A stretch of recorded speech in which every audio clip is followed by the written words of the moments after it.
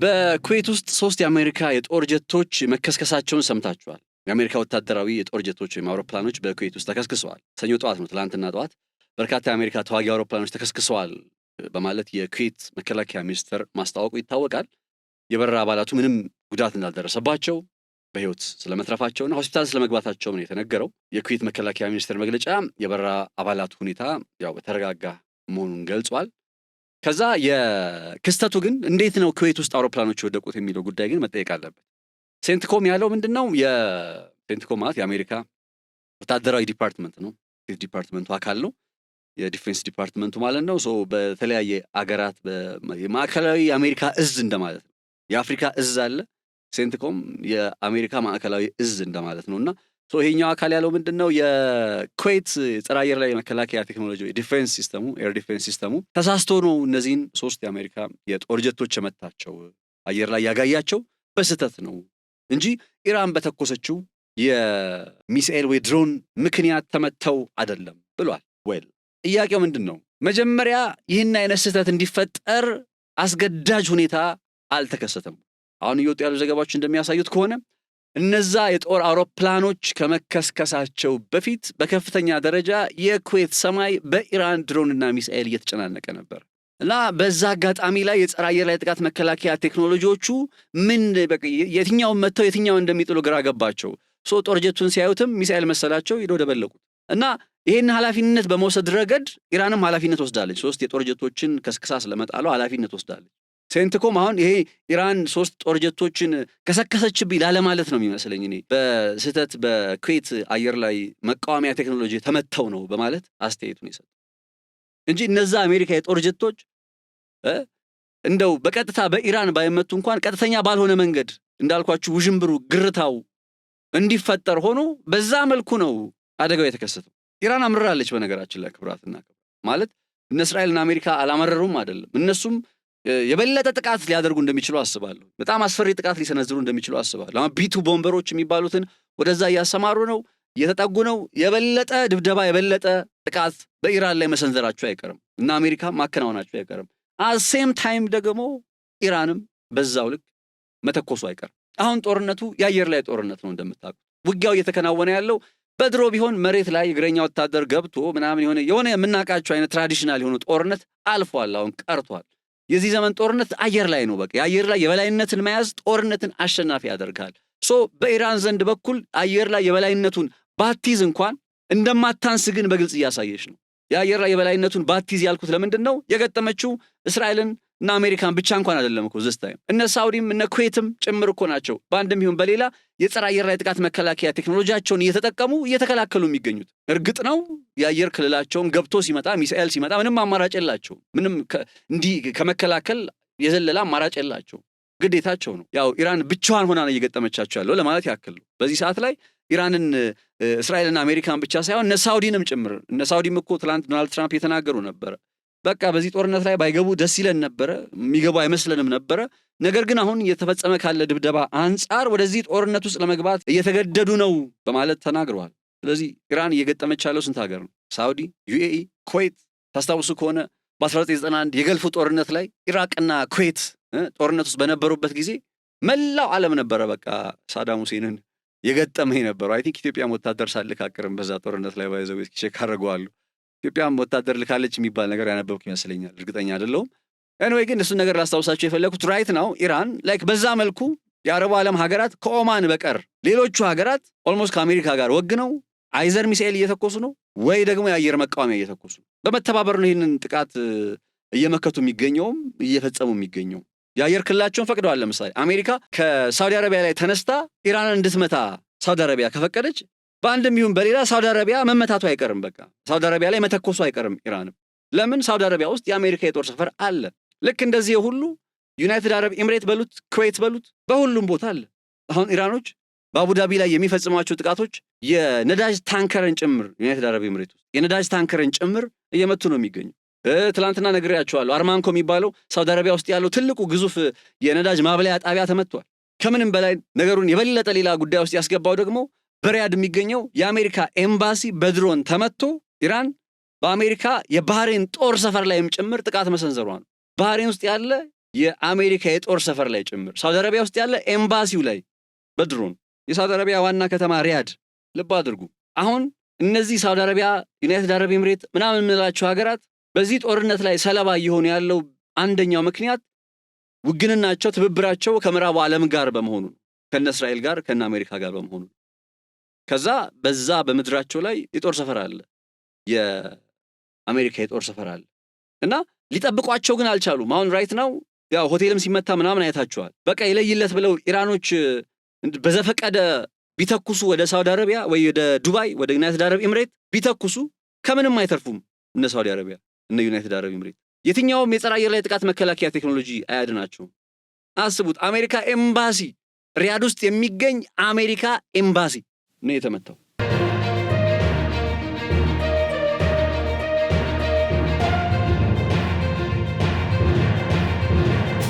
ይህ ጦርነት ሌላ አዲስ ቅርጽ፣ አዲስ ምዕራፍ፣ አዲስ መልክን እየተላበሰ መጥቷል።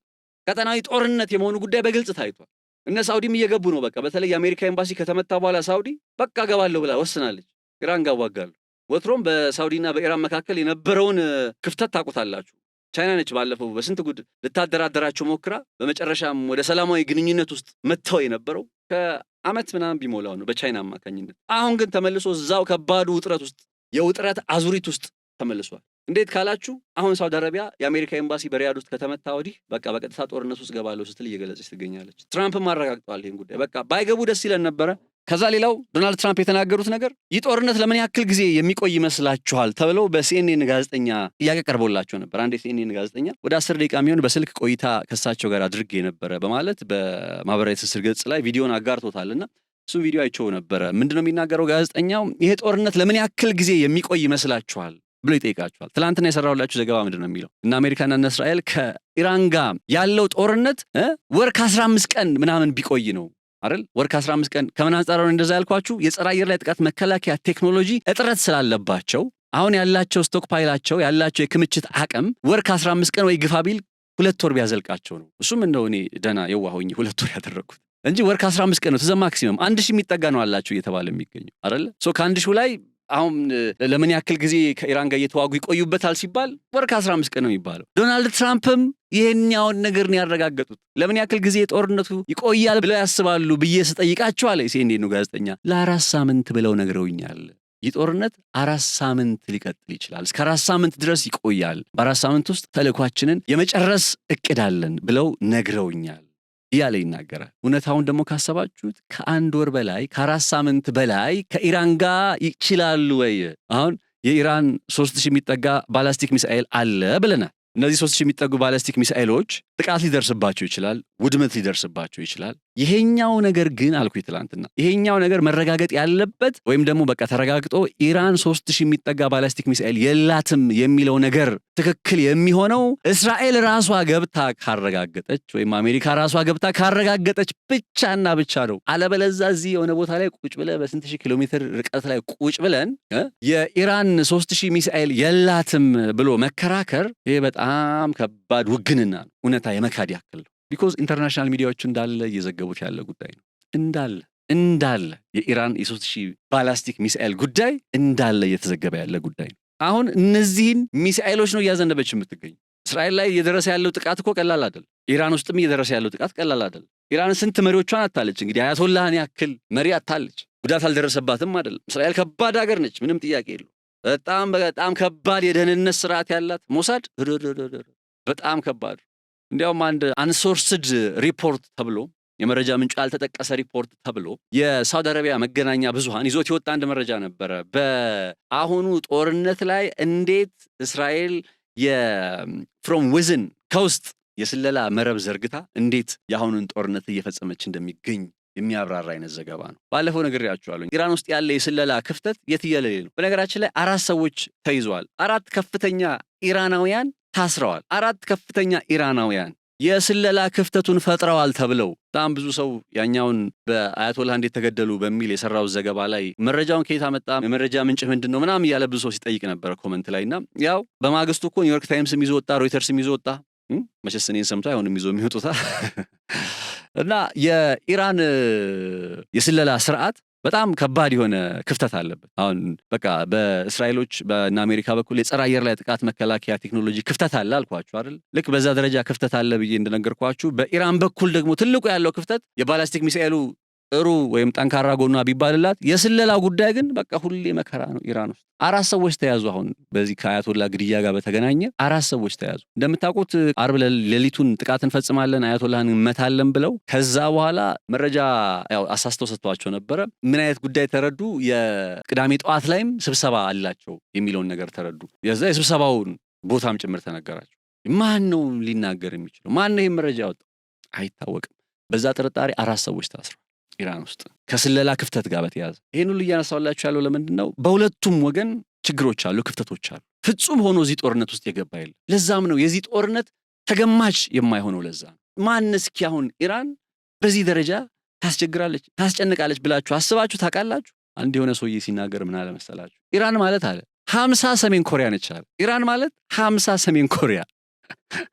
ሰሜን ኮሪያ በነገራችን ላይ የኒክሌር ጦር መሳሪያ የታጠቀች ሀገር ነች። የኒክሌር ጦር መሳሪያ ከታጠቀችው ሰሜን ኮሪያ 50 እጥፍ ነች ኢራን። ለፕሮፓጋንዳ አይደለም፣ ፕራክቲካሊ እንደዛ ስለሆነች ነው ሀገሪቱ። ኢራን የምትባለው ሀገር 50 ሰሜን ኮሪያ እንደማለት ነች አለ። እና ኢራኖች አሁን ከ3000 በላይ የባላስቲክ ሚሳኤል ታጥቀዋል የሚለው ጉዳይ እየተድበሰበሰ ነው ያለው። እኔ ግን ነግራችኋለሁ ይሄ ጦርነት አንደኛው እኮ ይኸውላችሁ ይህን ጉዳይ ማወቅ ያለብን ለመሰላችሁ፣ ለምሳሌ የእስራኤል ደጋፊ ከሆናችሁ ማለት ነው እስራኤል ይህን ጦርነት ማሸነፍ አለባት። እኔ ለምሳሌ የማንም ውግንና የለኝም። እስራኤልን ብታሸንፍ ምንም አይሞቀኝም አይበርደኝም። ኢራን ብታሸንፍ ምንም አይሞቀኝም አይበርደኝም። በእኔ ህይወት ላይ ምንም የሚጨምረው ነገር የለም። አት ዘ ኤንድ ኦፍ ዘ ዴይ ግን እንደ ጋዜጠኛ ፋክቱን እየነገርኳችሁ ስለሆነ እስራኤል አይበለውና አሁን እየተኮሱባት ያለው ባላስቲክ ሚሳኤል ማለት ነው ምን አይነት መሰላችሁ?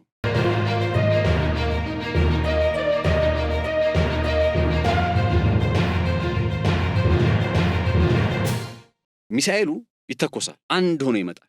ባላስቲክ ሚሳኤል ትላንት ነግሬያችኋለሁ እንዴት ህዋ ውስጥ ገብቶ ከዛ ከህዋ ድንገት ተምዘግዝጎ ኢላማ ውስጥ እንደሚመጣ። ልክ የጸረ አየር ላይ ጥቃት መከላከያ ቴክኖሎጂው ዲቴክት ሲያደርገው የሚመለከተው አንድ ሚሳኤል ነው የሚመለከተው። ስለዚህ የሚተኩሰው ስንት ነው? አንድ ስለሆነ አንድ ማክሸፊያ ነው ተሃዱ የሚተኩሰው። ተሃዱ አንድ ማክሸፊያ ሲተኩስ ልክ ፍርክስ የሚሉት ነገሮች አሉ አይደል?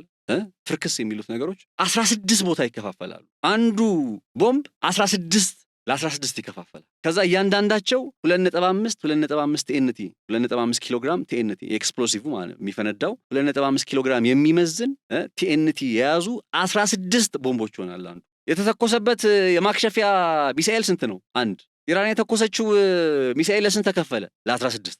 ተሃዱ ሄዶ የሚመታው የትኛው ነው? አንድ። 15ቱ ይተርፋል። አስባችሁታል? ከዛ በድምጽ ፍጥነት ነው የሚዘገዘገው ብያችኋለሁ። ኦልሞስት ደርሷል። እዛ እስራኤል መሬት ላይ እስከሚወድቅ ድረስ 15 14 ምናምን እያለ በሄድ እንደው ሌላው ቢቀር አንዱ 2.5 ኪሎ ግራም የሚመዝነው ቲኤንቲ ኤክስፕሎሲቭ እስራኤል ውስጥ ይወድቃል። ለምሳሌ በኤንሺመሽ ውስጥ የሆነው እንደዛ ነው። እስራኤል በኤንሺመሽ እንደዚህ የሚባለው ቦታ ላይ 9 ሰዎች የሞቱበት ጥቃት የተፈጸመው ልክ እንደዛ ነው። እና ኢራን በዚህ ጦርነት ላይ አሁን አዲስ አሳየች የተባለው ነገር ምንድን ነው ካላችሁ፣ በአሁኑ ጦርነት ላይ 3000 ባላስቲክ ሚሳኤሎች ነበሯት። ኦኬ እናውቃለን። አሁን ምንድን ነው አዲስ ነገር የታየው? አዲስ ነገር ያዩት ምንድን ነው ከተባለ ምን እንደታየ ታውቃላችሁ? አንዱ ሚሳኤል ለ16 እየተከፈለ 16 በቃ ቦታ ላይ ሆነ ይሄ ብትን የሚሉት ለክ ቪዲዮ ላይ እንደምትመለከቱት አንዱ ሚሳኤል። አሁን አንዳንዶች ምን ሊሉ ይችላሉ መሰላችሁ? ይህን ዘገባ የለም ይሄ እኮ እንደዚህ የሚሆነው ሲከሽፍ ነው። አዎ የሚከሽፉ አሉ። አንድ ሆነው መጥተው አንዴ ሲመቱ የሚከሽፉ አሉ።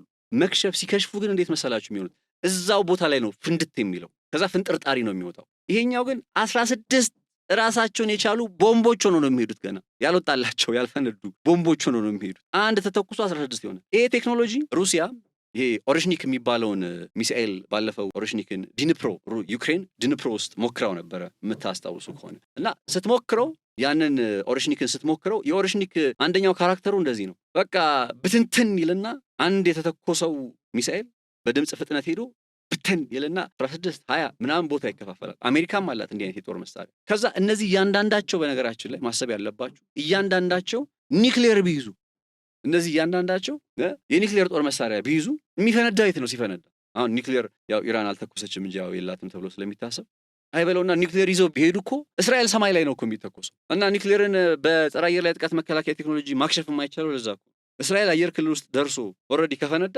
ራዲዬሽኑን በምን አይነት የጸረ አየር ላይ ጥቃት መከላከያ ቴክኖሎጂ ልታስቆመው ነው? ታስባይ ይሄ ጦርነት መቆም ያለበት። እስራኤል የበለጠ ተጋላጭ የበለጠ ጉዳት የሚደርስባት አገር ሆነች እንጂ ምንም የእስራኤላውያን ደህንነትን የሚያረጋግጥ የእስራኤላውያንን ሰላም የሚያረጋግጥ አይነት ይሆን አይደለም ጦርነቱ ሆኖም አያውቅም አክቹሊ። እና የኛው ጉዳይ በጣም እየገረመኝ የነበረ የዛሬ መረጃ ነውና አንድ ነገር ብጨምርላችሁ ደስ ይለኛል እንደ መሰናበቻ በጣም ትላንት ሲገርመኝ የነበረ ጉዳይ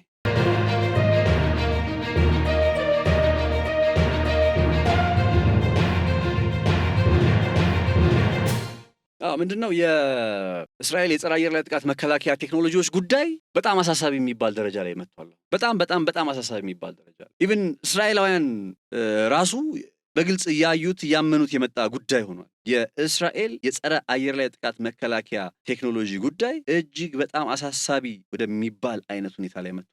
በዚህ ሁኔታ ጦርነቱን እስከምን ያክል ድረስ ይቀጥሉታል ነው ጥያቄ። ዶናልድ ትራምፕ ታዲያ ለዚህ ምን አሉ? ገረመኝ ያልኳችሁ ከ4 ሳምንት በላይ በዘለቀ ሁኔታ ጦርነቱን ማከናወን እንደማይፈልጉ በግልጽ አስታውቀዋል፣ በግልጽ ተናግረዋል።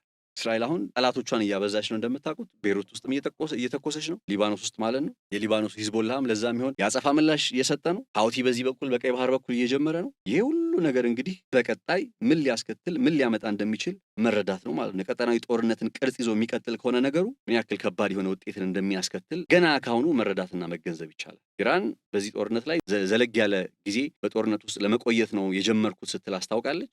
ዘለግ ያለ ማለት ከምን ያክል ጊዜ ይቆያል የሚለው ነገር በጣም ተጠባቂ ነው። በጣም የሚታይ ነገር ነው። እንደምታውቁት በሚሳኤል ደረጃ ኢራኖች ከአጭር ርቀት ተምዘግዛጊ እስከ ረዥም ርቀት የሚምዘገዘጉ አሏቸው። ለምሳሌ ያክል በጣም ሾርት ሬንጅ ከሚባሉ ባላስቲክ ሚሳኤሎቻቸው መካከል የፋታ ቫሪያንት የሚባሉት ዙልፋጋር የሚባል አለ፣ ካያም የሚባል አለ፣ ሻሃብ 1 የሚባል ሻሃብ 2 የሚባል ሚሳኤሎች አሉ።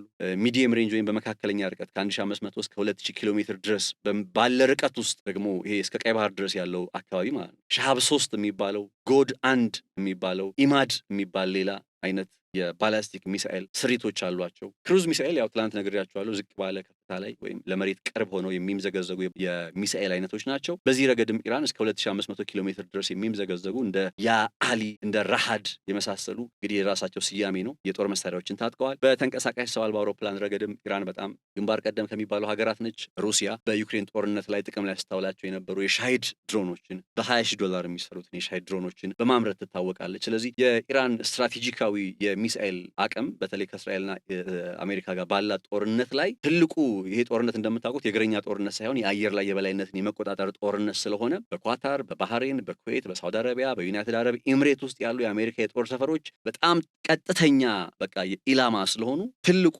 የኢራን ወታደራዊ አቅም አሁን በምኗ ላይ እየተንጠለጠለ ነው ሲባል በእነዚህ የባላስቲክ ሚሳኤል ቴክኖሎጂዎቿ ላይ እየተንጠለጠለ ነው። የባላስቲክና የክሩዝ ሚሳኤል ቴክኖሎጂዎቿ ላይ እየተንጠለጠለ ነው። ይህ ሁሉ ሲሆን ኢራን ጉዳት አልደረሰባትም። በጣም ጉዳት ደርሶባታል። መሪዎቿን ማጣት ብቻ ሳይሆን የባህር ኃይሏ የሚገርማቸው ኦልሞስት ሙሉ በሙሉ ከጥቅም ውጭ ሆኗል። ለምታውቁት ወደ 12 የሚጠጉ የባህር መርከቦች ነበሯት። አንደኛውን ድሮን የሚያስነሳና የሚያሳርፍ አድርገው የሰሩት ነበረ ጋዳር የሚባለውና ይሄ ጋዳር የሚባለው የጦር መርከብ እንዴት ነው የሰሩት መሰላችሁ? የንግድ መርከብ ነበረ መጀመሪያ። ከዛ ብረቱን ቀጥቅጠው ድጋሚ ወደ ምን ቀየሩት? ወደ ድሮን ማሳረፍና ማስነሳት እንዲችል አደረጉት። አሁን እነዚህን ጨምሮ ጋዳርን ጨምሮ ሌሎች የኢራን ባህር መርከቦች ኦልሞስት ሁሉም ሊባል በሚችል ደረጃ ሰምጠዋል እየተባለ ነው። ያው ተጋላጭ ቦታ ላይ ነበር ገና ጦርነቱ ሲጀመር ጦርነቱ ገና ሲመጣ ግልጽ ቦታ መቼስ የጦር መርከቦችን ዋሻ ውስጥ አይደብቋቸው ነገር ገብቷቸዋል። ግልጽ ቦታ ላይ ስለነበረ እነሱም ሬዲ ነበሩ ይባላል ለዛ አይነት ጥቃት። እንደ ገና ጦርነቱ እንደተጀመረ መጀመሪያ ላይ ነው የአሜሪካና የእስራኤል አየር ላይ ጥቃት በተለይ የአሜሪካ አየር ላይ ጥቃት ከጥቅም ውጭ አደረጋቸውና ጉዳት ደርሶባቸዋል። በጣም በቃ ከባድ የሚባል ጉዳት ማለት ነውና ኦልሞስት ዶናልድ ትራምፕም እኮ 10 የሚሆኑ የኢራን የጦር መርከቦች መስጠማቸውን አረጋግጠናል ሲሉ ተናግረዋል። በኦማን ባህረ ሰላጤ አካባቢ ላይም እንዲሁ ሴንትኮም የኢራን የባህር መርከቦችን ሙሉ በሙሉ ከጥቅም ውጭ ማድረጉን 11 ነበራት። በኢራን 11 የባህር መርከብ ነበራት። በ48 ሰዓት ውስጥ ሙሉ በሙሉ 11ዱንም አስወግደናቸዋል ወይም ጨረሰናቸዋል ሲሉ ተናግረዋል። ይህን የምነግራችሁ ለምንድን ነው? በኢራን በኩል እየደረሰ ያለው ጉዳት ደግሞ እንዲህ ይገለጻል የግድ መባል ስላለበት ነው። በሁለቱም ወገን ያለው እንደው ኢራን አጠቃች ብቻ ሳይሆን ኢራን ጉዳትም እየደረሰባት ነው እና አሜሪካም ተመቱ ብቻ ሳይሆን በዚህ መልኩ ጉዳት እያደረሱ ነው የሚለውን ነገር ያው የግድ አብሮ መነሳት ስላለበት የጦርነቱ አንድ አካል ነው እንዳልኳችሁ። ለማንኛውም ወገን ውግንና ስለሌለ ባላንስ ሆነን ስለሆነ ዜናውን የምንሰራው ብቻ ዜና ይገኝ እንጂ ወደ እናንተ ከማድረስ ወደኋላ አንልም።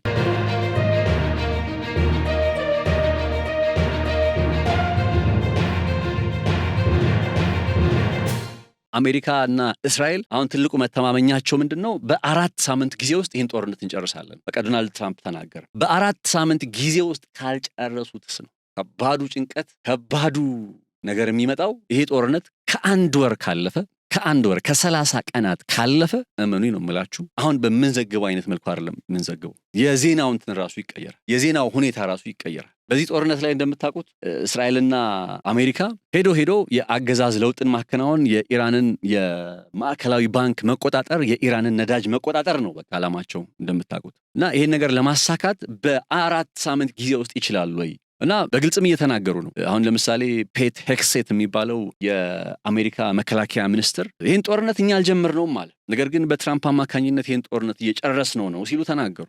እርስ በርሱ የሚጋጭ አይመስላችሁም? እኛ አልጀመርነውም፣ ግን በፕሬዚዳንት ትራምፕ እየጨረስነው ነው። እኛ የምናውቀው ይህን ጦርነት የጀመሩት አሜሪካና እስራኤሎች ናቸው። በነገራችን ላይ እስራኤል ነች አይደል? ለምሳሌ በአሁኑ ጦርነት ቀጥታ ሂዳ ድንገት ያው ሳይጠበቅ ኢራን ተጠቃች የሚል ዜና ወይም ኢራን ተመታች የሚል ዜና በመስማት እኮ ነው የጀመርነው። ገብቷችኋል?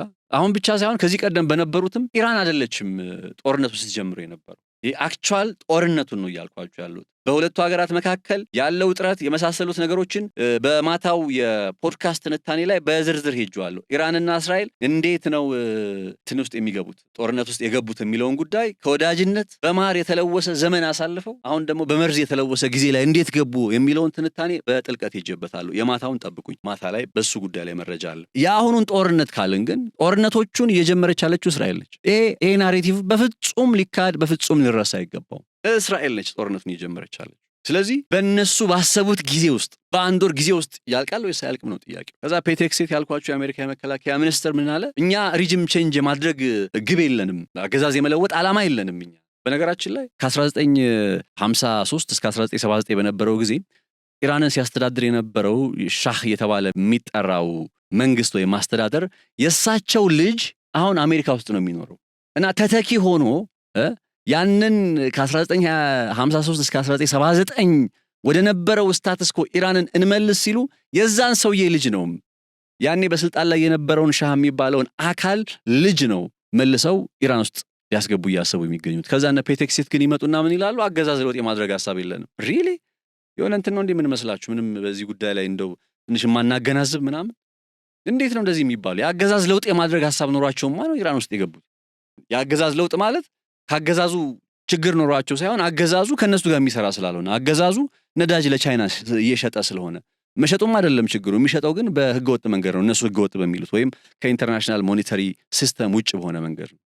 ወደዛ ሲስተም ውስጥ የኢራንን ማዕከላዊ ባንክ የመቆጣጠር ጉዳይ ነው። ፔሪድ በቃ ማዕከላዊ ባንክን የሚቆጣጠሩት ኢራን ውስጥ ከአሜሪካ ጋር እሰራለሁ የሚል መንግስት እስከመጣ ብቻ ነው። ይሄ የአገዛዝ ለውጥ ማለት ይሄ ነው በሌላ ቋንቋ። እና ይሄንን ነገር እናከናውናለን። ይሄ ኢራን አሉ ደግሞ ቀጥለው ፔት ሄግሴት ኢራን ኢራቅ አይደለችም፣ ረጅም ጦርነት አይኖርም ያሉ ሲናገሩ ነበር። ረጅም ጦርነት አሁን ከኢራን ጋር እንዋጋ ቢባልም መዋጋት አይቻልም። ሆነስሊ ረጅም ጦርነት ከኢራን ጋር እንዋጋ ቢሉም መዋጋት አይችሉም። የአየር ላይ የበላይነትን አስጠብቀው መቀጠል የሚችሉት ለምን ያክል ጊዜ ነው የሚለው ጉዳይ አጠያያቂ ስለሆነ እነ ሳውዲ አረቢያ እነ ዩናይትድ አረብ ኤምሬት እንዲህ ተጋላጭ እየሆኑ እስራኤል ራሷ እንዲህ ተጋላጭ እየሆነች ነገርኳችሁ። ቤንሺሞት በአንድ የባላስቲክ ሚሳኤል ጥቃት ነው 9 ሰው የተገደለው በአንድ የባላስቲክ ሚሳኤል ጥቃት። ኔታንያሁ እንዲያውም በጣም ልባችን አዝኗል። በቴል አቪቭ ከዛ በቤንሺሞት እና የጸረ አየር ላይ መከላከያ ቴክኖሎጂዎቻችን ጥያቄ የሚያስነሱ እየሆኑ መጥተዋል ሲሉ ተናግረዋል። በቃ በግልጽ እየታየ ያለው ነገር ይሄ ነው። ስለዚህ ይህ ጦርነት ከ4 ሳምንት ጊዜ ውስጥ እንጨርሰዋለን ሲሉ ተናግረዋል። ከ4 ሳምንት ጊዜ ውስጥ እንዳሰቡት ይጨርሱታል ወይስ አይጨርሱትም የሚለውን ነገር ደግሞ አብረን የምንመለከት ይሆናል ማለት ነው። ነፃነት ላቀው ነኝ በገበያ ፖድካስት። የዛሬ አበይት ዋና ዋና መረጃዎች አልኳቸው እነዚህ ነበሩ። አብራችሁ ስለነበራችሁ ከልብ አመሰግናለሁ። መልካም ጊዜ ይሁንላችሁ። በማታ ፖድካስት ቆይታችን ላይ ጠለቅ ብለን እንገባና የሃይማኖት ጉዳይን እስኪ ዛሬ እንመለከተው። ማለት የኢራንና የእስራኤል ጦርነት ሃይማኖታዊ ጉዳይ ነው፣ የሃይማኖት ጦርነት ነው። በዚህ ጉዳይ ላይ ነው ማታ ያው የምንወያየው፣ ሐሳቦችን የምንለዋወጠው። ስለዚህ ሚስ እንዳታረጉት። አብራችሁ ስለነበራችሁ ከልብ አመሰግናለሁ። ማታ እንገናኛለን።